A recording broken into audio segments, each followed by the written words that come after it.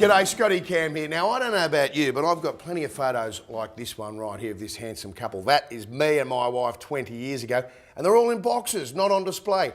I'm going to show you how to make these little photo holders so you can display them all around the house for your friends. It's a ripper, and nice and easy.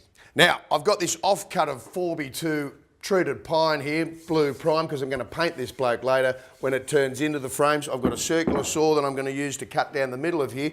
I've got about 10 of these. You probably haven't got one. If you do, fantastic. If you don't, you can use a handsaw. First thing we're going to do is mark out a centre line right through the top of this. I've got my old combination square here. I've set it, this is 40mm wide. I've set this on 20, and then basically we just run a line straight up the middle like that. Nice and easy, all the way through.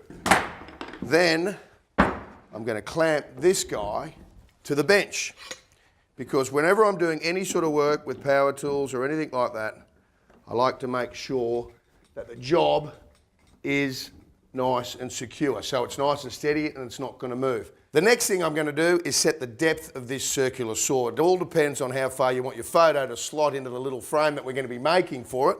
I've set this on about 40mm. There's a wing nut at the back here, you undo that, and this base plate slides up and down. So we've got 40mm of blade showing, and we're then going to cut that all the way through to about the clamp there, because that's all we need. Now, of course, whenever you're using power tools or anything in the workshop, safety is paramount.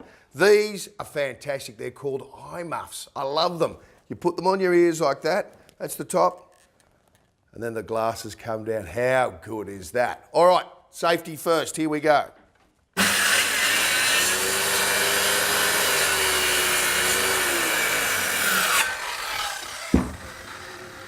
Okay, there you go. We've cut that little slot there on this scrap bit of timber that I found in my rubbish pile. And now what we're going to do is cut triangles out like that. And then they will sit up for the photo to sit on. A little bit of paint. It's going to look $1 million. Okay, I've marked out 4 of these triangles. You can do as many as you like depending on how long your timber is. Now it's time to head over to the drop saw. I'm going to bring that over to this bench here. Of course, if you haven't got a drop saw, you can do this by hand with a handsaw. It's very simple.